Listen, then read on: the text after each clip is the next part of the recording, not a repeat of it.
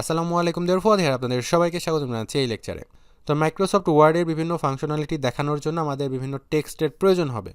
যেমন আমরা যখন প্যারাগ্রাফ নিয়ে কাজ করব তো আমাদের একটা প্যারাগ্রাফের প্রয়োজন পড়বে। সো প্যারাগ্রাফের মতো একটা লেখার আমার প্রয়োজন পড়বে। তো আপনাদের টাইপ করতে সময় বেশি লাগতে পারে বা আপনাদের শেখার প্রসেসটা একটু স্লো হয়ে যেতে পারে। তো এর জন্য আপনারা যাতে করে দ্রুত বিষয়গুলো প্র্যাকটিস করতে পারেন, বিভিন্ন অপশনগুলো যাতে করে দ্রুত প্র্যাকটিস করতে পারেন, তো এর জন্য আপনারা কীভাবে ডামি টেক্সট কালেক্ট করবেন সেই বিষয়টাই মেনলি দেখানোর চেষ্টা করব। তো এটা করার জন্য প্রথমে আপনারা যে কোনো ব্রাউজার ওপেন করবেন, দেন আপনি গুগলে যাবেন। গুগলে গিয়ে আপনি এখানে ডামি টেক্সট লিখে সার্চ করবেন।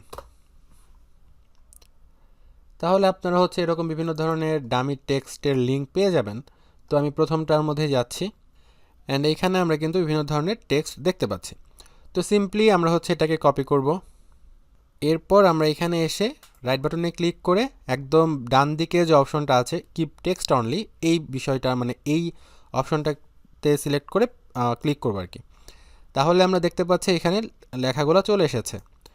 সো এইভাবে করে আমরা খুব সহজে বিভিন্ন ধরনের ডামি টেক্সট আমরা নিয়ে আসতে পারি, এবং এরপর এই লেখাগুলোর ওপর বা এই প্যারাগ্রাফগুলোর ওপর আমরা যে অপশনগুলো দেখাবো আপনাদেরকে, সেই অপশনগুলো আপনি ইমপ্লিমেন্ট করে আপনি দ্রুত প্র্যাকটিস করতে পারবেন।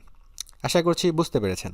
আশা করি এই ভিডিওটি আপনাদের ভালো লেগেছে। এই ভিডিওটি যদি আপনাদের ভালো লাগে তাহলে অবশ্যই ভিডিওতে লাইক দিবেন, কমেন্ট করে আপনার মূল্যবান মন্তব্য অবশ্যই আমাদেরকে জানিয়ে দিবেন।